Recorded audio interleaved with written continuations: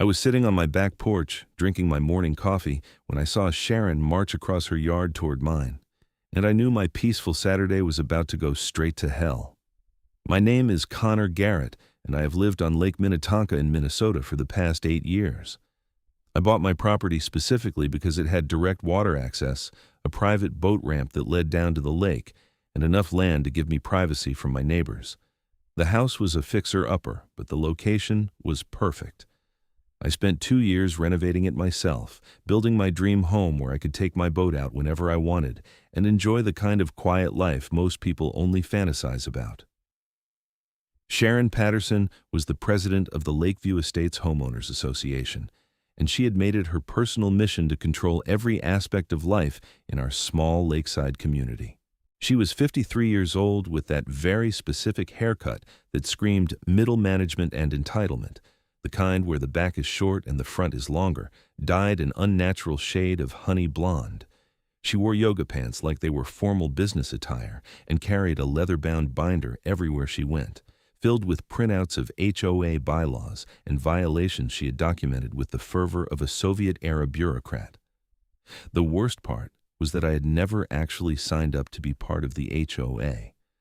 When I bought my property, the previous owner assured me it was HOA-free, which was one of the main selling points. But Sharon had decided that because my property was technically within the boundaries of what she considered the Lakeview Estates area, I was subject to their rules whether I agreed or not. "Connor," she called out, her voice sharp enough to cut glass, "we need to talk about your boat ramp." I set down my coffee and stood up, already feeling my jaw tighten. "What about it, Sharon?" She climbed the steps to my porch without invitation, flipping through her binder with practiced efficiency. "The HOA board has determined that your boat ramp is in violation of our community standards. The noise from your boat launches disturbs the peace of the neighborhood, and several residents have complained about the unsightly appearance of your dock structure." I stared at her for a long moment. "Sharon, I am not part of your HOA. I have never signed any agreement, I do not pay dues, and my property deed has no HOA restrictions on it. You have no authority over what I do with my land." Her lips pressed into a thin line, and 2 spots of color appeared on her cheeks. "That is where you are wrong.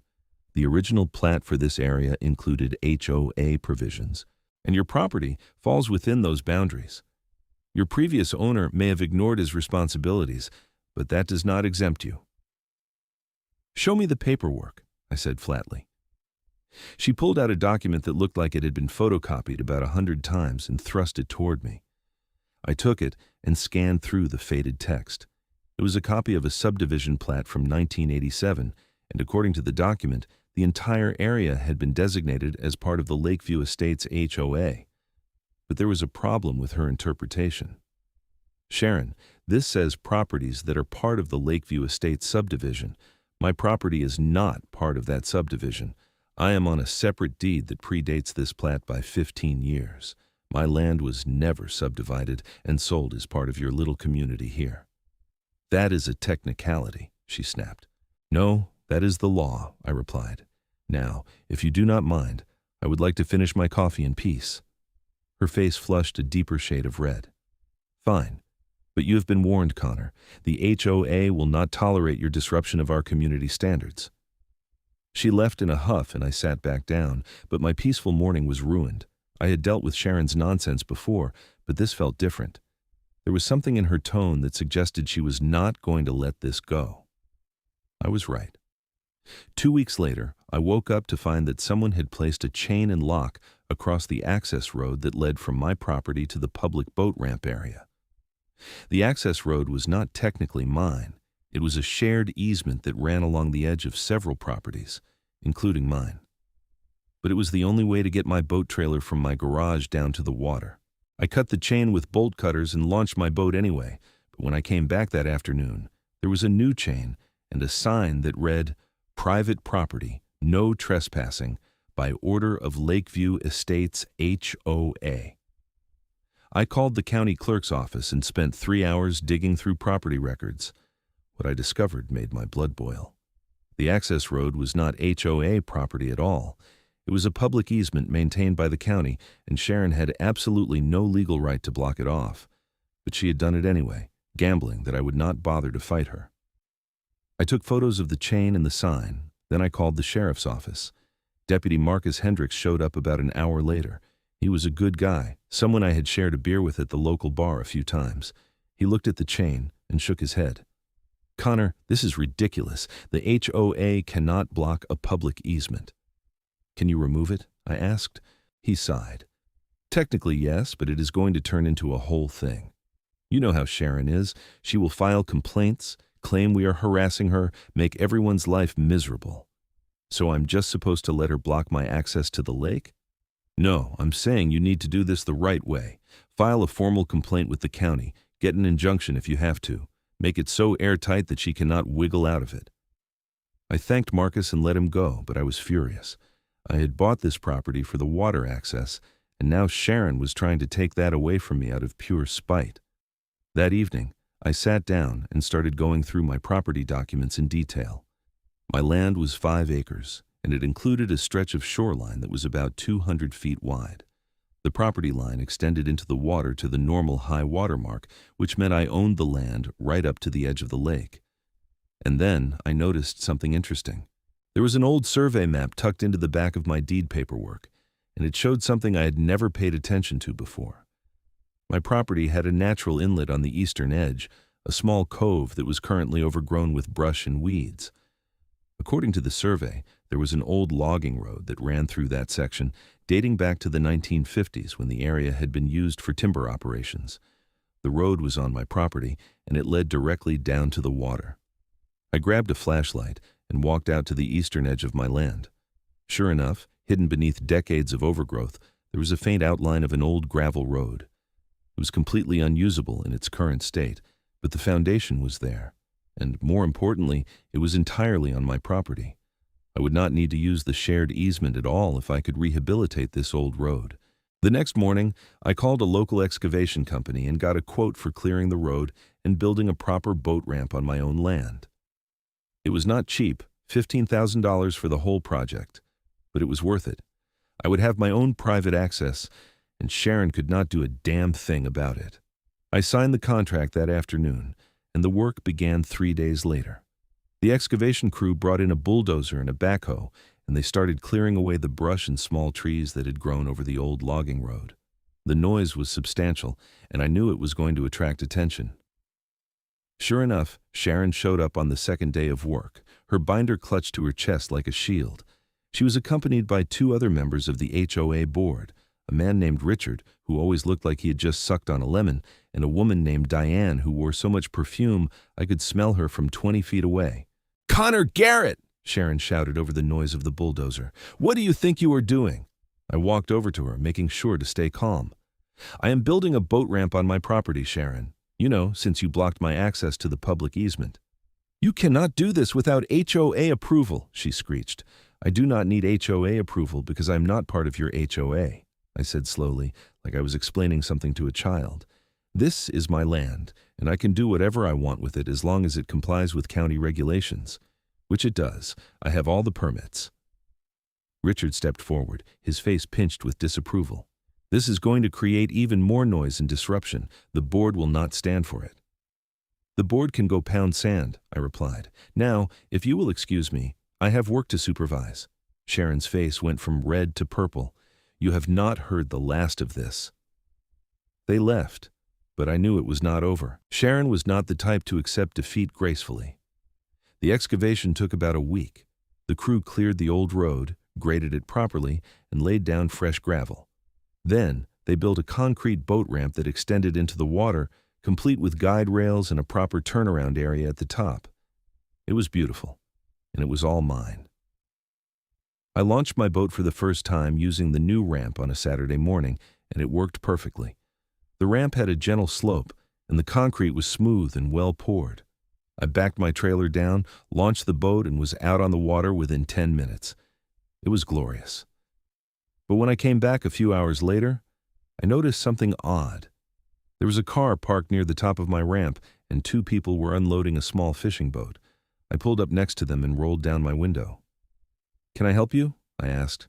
The man, who looked to be in his 60s, smiled at me. "Oh, we are just using the boat ramp. The HOA sent out an email saying this was the new community access point. I felt my stomach drop. Excuse me? This is not a community access point. This is my private property. The man looked confused, but the email said this was open for all residents to use. Sharon Patterson sent it out herself. I took a deep breath, trying to keep my cool. I am sorry, but there has been a mistake. This ramp is on my private property, and it is not open to the public. You are going to need to leave. The man's wife got out of the car, looking annoyed. This is ridiculous. We drove all the way over here, and now you are saying we cannot use it? I am saying it is private property, I replied firmly. Sharon had no right to tell anyone they could use my land. They argued for a few more minutes, but eventually they loaded their boat back up and left. I immediately pulled out my phone and called Sharon. She answered on the third ring, her voice dripping with false sweetness. Hello, Connor. Sharon, did you send an email to HOA members telling them they could use my boat ramp? I simply informed the community that there was a new access point available, she said. You built such a lovely ramp it would be selfish not to share it. It is on my private property, I shouted. You have no right to give people permission to use my land.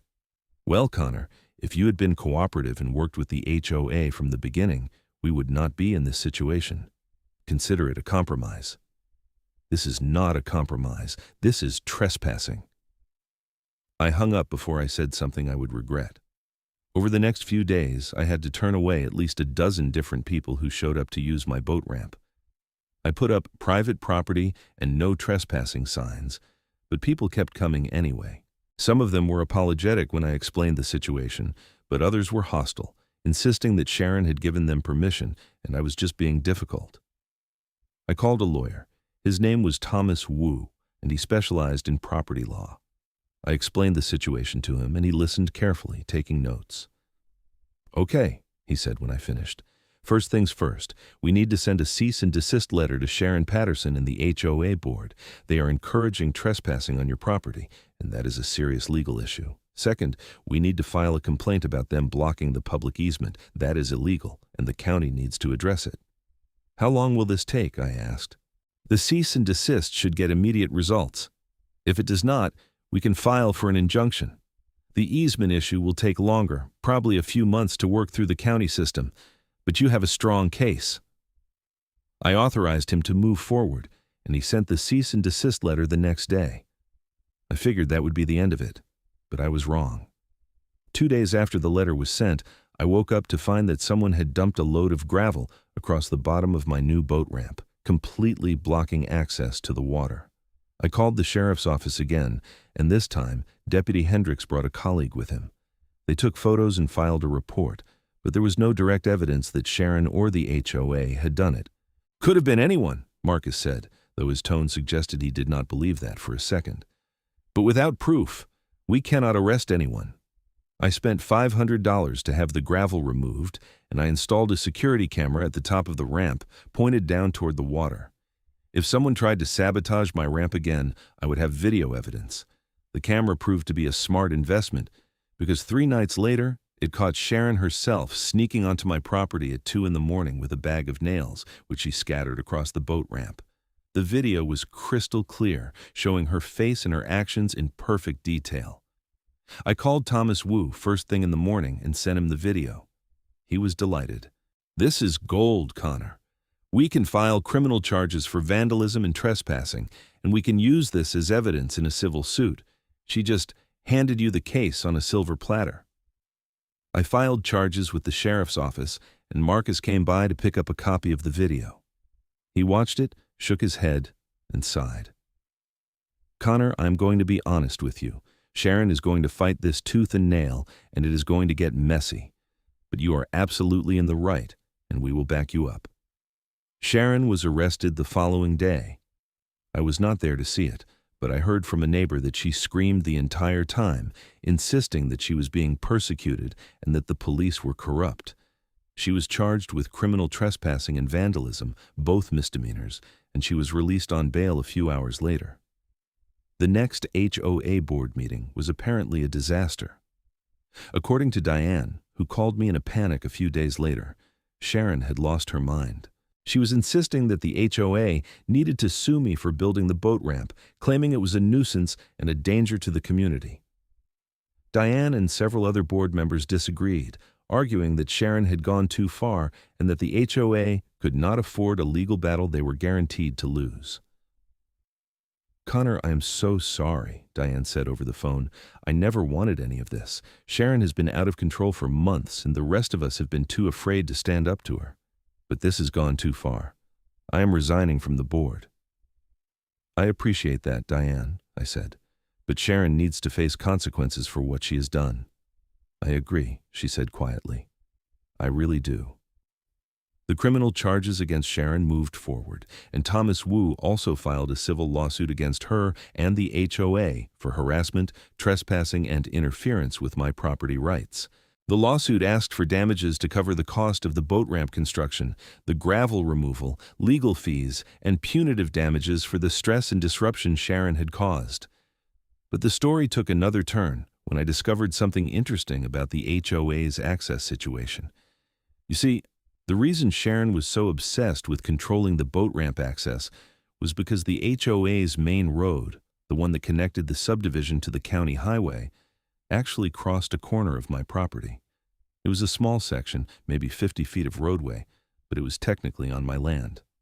I went back through my property records and confirmed it. When the subdivision had been developed in the late 1980s, the developer had negotiated an informal easement with the previous owner of my property, allowing the HOA road to cut through that corner because it was the most efficient route to the highway. But the easement had never been formally recorded or made part of the property deed. It was a handshake agreement that had no legal standing, which meant that every single car that drove on that road was technically trespassing on my property. I sat on this information for a few days, thinking carefully about what to do with it. I was not a vindictive person by nature, but Sharon had pushed me too far. She had tried to take away my access to the lake, vandalized my property, and encouraged dozens of people to trespass on my land. She needed to understand that actions have consequences. I called Thomas Wu and explained what I had discovered. He was quiet for a long moment, then he started laughing. "Connor, this is perfect. You have all the leverage now. If you wanted to, you could block off that road and force the entire HOA to use the long way around to access the highway. It would add about 20 minutes to everyone's commute." "Is that legal?" I asked. "Absolutely. It is your property, and there is no recorded easement. You have every right to restrict access." I thought about it for another day, weighing the pros and cons. Finally, I made my decision. I called a fencing company and ordered a gate to be installed across the section of road that crossed my property. It was a heavy-duty steel gate with a lock, and I made sure it was placed exactly on my property line. The installation took one afternoon, and I knew word would spread quickly. Sure enough, my phone started ringing within an hour. The first call was from Richard, the sour-faced HOA board member. "Connor, what the hell do you think you are doing? You cannot block the road." "Actually, Richard, I can. That section of road is on my property, and there is no legal easement allowing you to use it. If you want access, you are going to need to negotiate." "This is outrageous. You're going to cut off access for the entire neighborhood." "No, I'm cutting off a convenient shortcut. There's another route to the highway. It just takes longer. You all will figure it out." He sputtered for a few more seconds, then hung up. The next call was from Sharon, and she was absolutely unhinged. "You bastard!" she screamed into the phone. "You cannot do this! I will sue you! I will have you arrested!" "Sharon, you are the one facing criminal charges, not me, and as for suing me, go ahead. I will see you in court." "This is illegal. You are holding the entire neighborhood hostage." "No, I'm exercising my property rights, something you should have respected from the beginning." I hung up on her, and I turned off my phone for the rest of the evening. I knew there would be more calls, more threats, more drama. But I had made my point. The next morning, I woke up to find 3 news vans parked outside my property. Apparently, someone had tipped off the local media about the HOA road war, and they wanted the story. I debated whether to talk to them, then decided it could not hurt. I walked out to meet the reporters, and I gave them a calm, straightforward account of what had happened. I explained that the HOA president had blocked my legal access to the lake, vandalized my property, and encouraged trespassing. I explained that I had built my own boat ramp on my own land at my own expense, and that I was now exercising my legal right to control access to my property. The story aired that night on the local news, and it went viral almost immediately. People loved the narrative of a regular guy standing up to an abusive HOA. The comments on social media were overwhelmingly in my favor, with hundreds of people sharing their own HOA horror stories. The publicity put pressure on Sharon and the HOA board, and within a week, I received a call from a lawyer representing the HOA. His name was David Klein, and he sounded tired. "Mr. Garrett, I have been retained by the Lakeview Estates HOA to negotiate a resolution to this situation. My clients are willing to discuss terms for reinstating access to the road that crosses your property." "I am listening," I said. "In exchange for a formal easement allowing the HOA road to cross your property, the HOA is willing to drop all complaints regarding your boat ramp and to issue a formal apology for the harassment you have experienced." "Not good enough," I said. "Here are my terms. 1. The HOA acknowledges in writing that I am not a member of the HOA and that my property is not subject to HOA rules or regulations. 2. The HOA pays for all of my legal fees related to this matter. 3. Sharon Patterson resigns as HOA president immediately and is banned from holding any HOA leadership position in the future. 4. The HOA pays me $10,000 in compensation for the harassment and property damage I have suffered. And 5. I retain the right to revoke the easement if the HOA violates any of these terms." There was a long pause. "Those are steep terms, Mr. Garrett." "They are fair terms, Mr. Klein. Your client has caused me substantial harm, and these terms reflect that. Take it or leave it. I will present this to my clients and get back to you." 3 days later, David Klein called me back. "My clients have agreed to your terms with one modification. The compensation will be $8,000 instead of 10. That is the absolute maximum they can afford." I considered it for a moment. "Fine, draw up the agreement." The paperwork took 2 weeks to finalize. The HOA issued a formal statement acknowledging that I was not a member and that my property was exempt from HOA rules. They paid my legal fees, which totaled just over $6,000. Sharon submitted her resignation, though rumor had it that she was forced out by the other board members who were tired of dealing with the fallout from her actions. And the HOA paid me $8,000, which more than covered the cost of clearing the gravel from my boat ramp and installing the security cameras. In exchange, I granted a formal easement allowing the HOA road to cross my property, but I made sure the easement agreement included strict terms. If the HOA or any of its members harassed me, interfered with my property, or violated any local laws in relation to me, I could revoke the easement with 30 days' notice. I opened the gate, and life slowly returned to normal. The criminal charges against Sharon moved forward, and she ended up pleading guilty to criminal trespassing and vandalism. She was sentenced to 100 hours of community service and ordered to pay restitution for the damage she caused. It was not a huge punishment, but it was on her record, and that was enough for me. The civil lawsuit was settled as part of the overall agreement with the HOA, with the $8,000 payment serving as the settlement amount. Thomas Wu was pleased with the outcome, and so was I. But the story was not quite over yet. About a month after everything was settled, I received a call from a woman named Elena Hughes. She explained that she was a member of the HOA and that she was part of a group of residents who were disgusted by how Sharon had behaved. "Mr. Garrett, we wanted to apologize to you personally. Most of us had no idea what Sharon was doing until it all blew up in the news. We have been working to reform the HOA, and we wanted to invite you to our next meeting to discuss ways we can be better neighbors." I was surprised and touched by the gesture. "Thank you, Elena. I appreciate that. We also wanted to ask if you would be willing to serve on the HOA board as an advisory member. We know you are not part of the HOA, but your perspective would be valuable as we try to rebuild trust in the community." I thought about it for a moment. Part of me wanted to say no, to wash my hands of the whole mess and never think about the HOA again. But another part of me recognized that this was an opportunity to make sure nothing like this ever happened again, not just to me, but to anyone else in the area. "I will consider it," I said. "Let me think about it and get back to you." Over the next few days, I mulled it over. I talked to Thomas Wu, who thought it was a good idea from a legal perspective. I talked to Deputy Marcus Hendricks, who said the community could use someone like me keeping the HOA in check. And I talked to my neighbor Jim, an older guy who lived on the other side of the lake and who had always been friendly. "Do it," Jim said simply. "Sharon was a tyrant, and she got away with it for years because nobody stood up to her. You did, and you won. Now make sure the next person who takes over does not turn into another Sharon." That convinced me.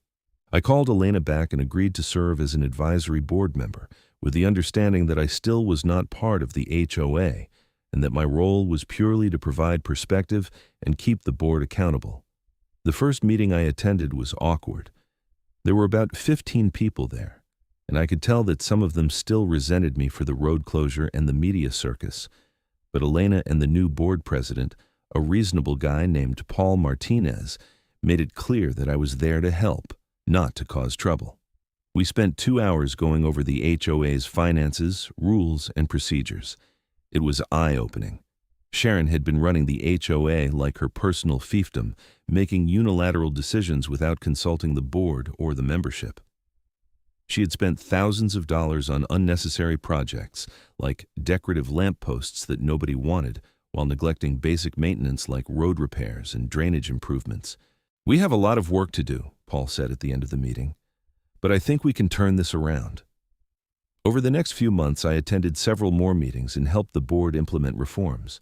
We established clear guidelines for how decisions were made, with required votes and transparency for any expenditure over $500. We created a formal complaint process so that disputes between neighbors could be resolved without board interference unless absolutely necessary. And we put term limits on board positions to prevent anyone from accumulating too much power. It was not glamorous work, but it was important. And slowly, the community started to heal. People stopped glaring at me when I launched my boat. Some of them even waved and smiled.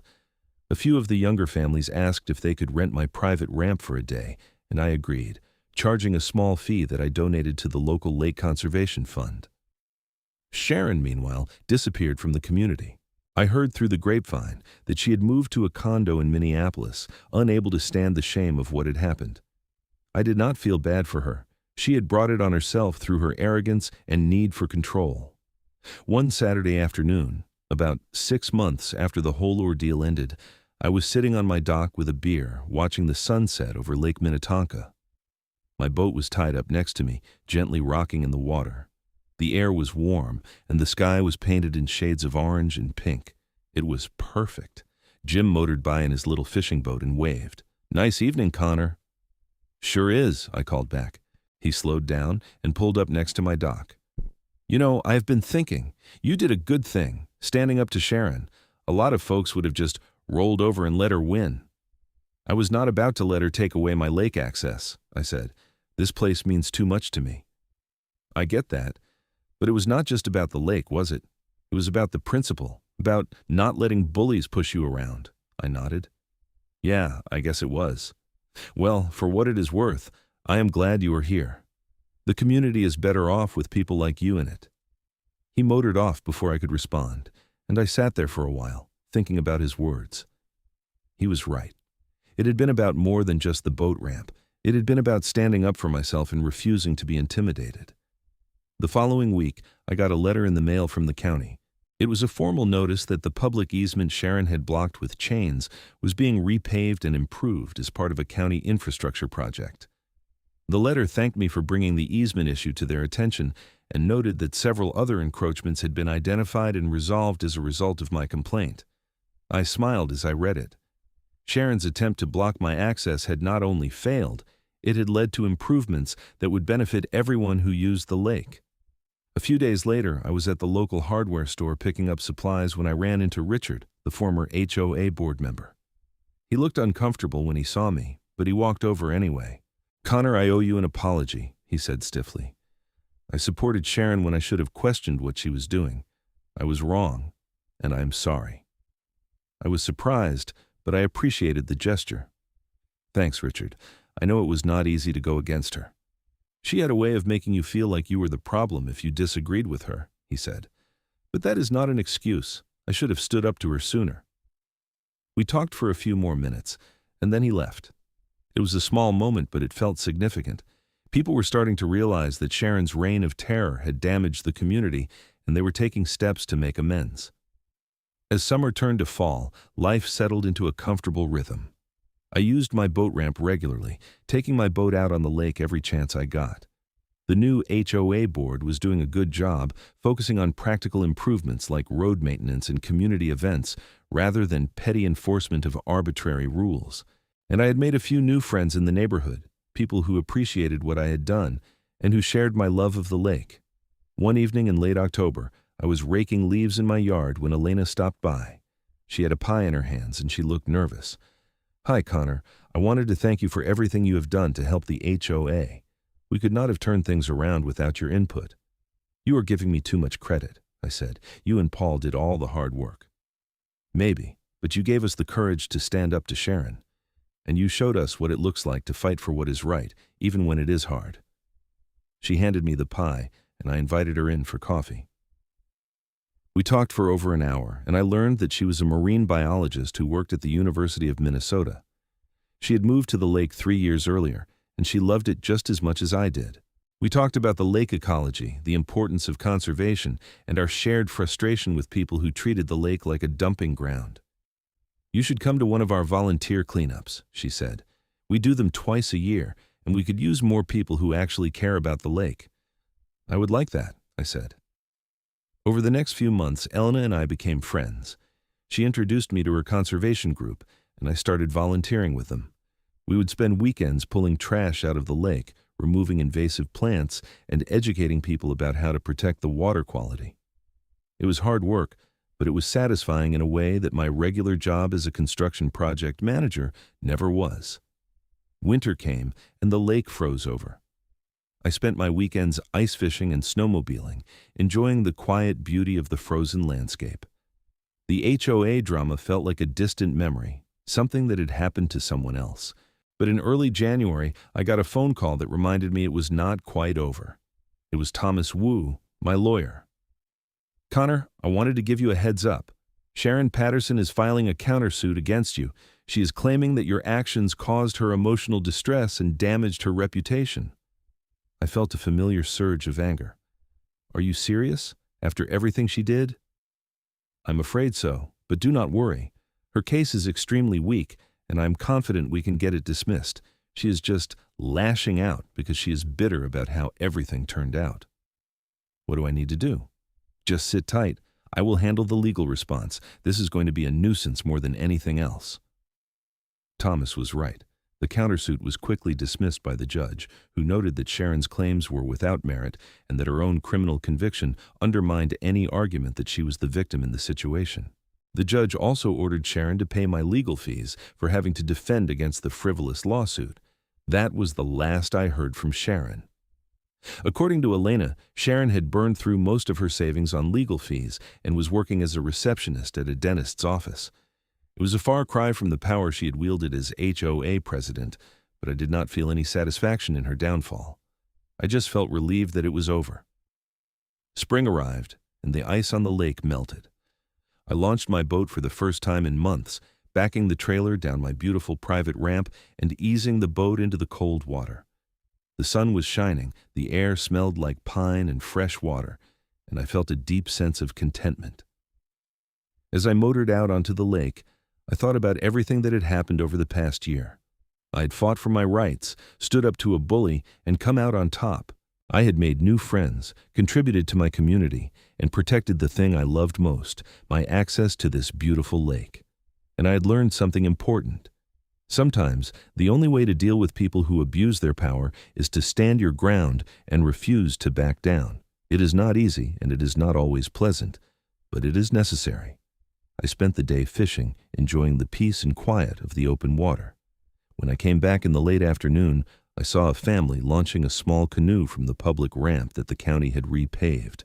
The father waved to me, and I waved back. It was a small moment, but it reminded me why I had fought so hard. The lake was not just for me. It was for everyone who loved it and respected it. That evening, I sat on my back porch with a cold beer, watching the sunset over the water. My dog, a golden retriever named Copper, who I had adopted a few months earlier, was sprawled at my feet. The air was warm, and I could hear the distant sound of laughter from a neighbor's barbecue. Life was good. I had my home, my lake access, my peace and quiet, and I had the satisfaction of knowing that I had stood up for myself and won. Sharon had tried to block my boat ramp access, and I had built my own. She had tried to use my land as a shortcut, and I had shut it down. And in the process, I had reformed a broken HOA and made my community a better place. I raised my beer to the sunset and smiled. It had been a hell of a year, but it was worth it. A few weeks later, I was working in my garage when Paul Martinez, the HOA president, stopped by.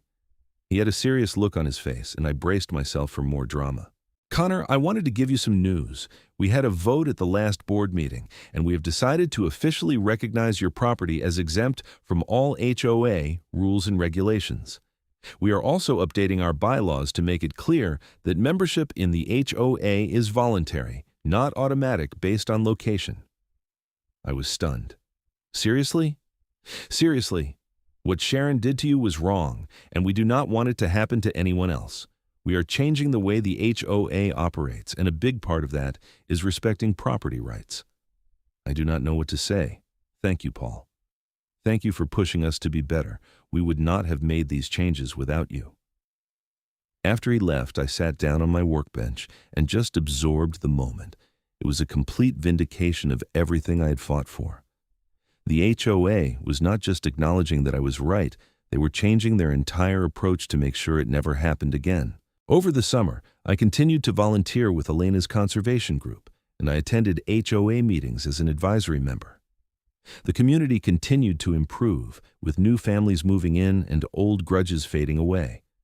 There were still occasional disputes, of course, but they were handled with reason and respect rather than threats and intimidation.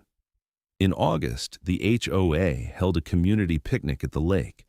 It was the first one in years, and it was a huge success. Families came out with their kids, people swam and played volleyball, and there was enough food to feed an army. I brought Copper, and he had the time of his life playing with the other dogs and begging for scraps. Elena found me sitting on a blanket near the water, watching the festivities. She sat down next to me and smiled. "This is nice," she said. "The community feels alive again." "It does," I agreed. "It is amazing what happens when people are not living in fear of the HOA. You had a lot to do with that, you know." I shrugged. "I just stood up for myself. Other people did the hard work of rebuilding." "You are too modest," she said, "but I will let it go." We sat in comfortable silence for a while, watching the kids play in the water. Then Elena turned to me with a mischievous grin. "So, when are you going to ask me out on a proper date?" I blinked, caught off guard. I was not sure if you were interested." "Connor, I've been dropping hints for months. Yes, I am interested." I laughed, feeling a warmth spread through my chest. "Okay then. How about dinner next Friday?" "It is a date," she said, and she leaned over and kissed me on the cheek. As the sun set over Lake Minnetonka that evening, I realized that this whole crazy ordeal had led me to a place I never could have predicted. I had fought a war with an abusive HOA, won, and in the process had found a sense of community and purpose I had not even known I was missing. And maybe, just maybe, I had found something else too. The following Friday, I took Elena to a nice restaurant in Wayzata, a small town on the north shore of the lake. We talked for hours, sharing stories and laughing until my sides hurt. She was smart, funny, and passionate about the things she cared about. By the end of the night, I knew this was the beginning of something special.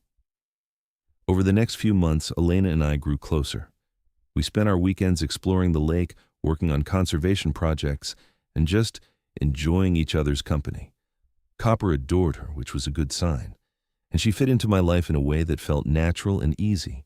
One evening in late fall, we were sitting on my dock watching the stars when she turned to me and said, "You know, I never thought I would say this, but I am glad Sharon blocked your boat ramp." I looked at her in surprise. "What? Why?" "Because if she had not, you never would have built your own ramp, and you never would have gotten involved with the HOA, and I never would have gotten to know you the way I have." I thought about that for a moment. Then I smiled. You know, when you put it like that, maybe I should thank her. Let us not go that far, Elena said, laughing. We sat there under the stars, wrapped in blankets against the crisp autumn air, and I felt a profound sense of gratitude, not for Sharon, obviously, but for the journey, for the challenges that had forced me to stand up for myself, for the community that had rallied around the idea of doing better, and for the woman sitting next to me, who had seen me at my most stubborn and most determined and had chosen to stick around. The lake was calm, the stars were bright, and everything felt exactly as it should be. I had built my own boat ramp, shut down the HOA's shortcut through my land, and in the process had built something even more valuable, a life I was proud of.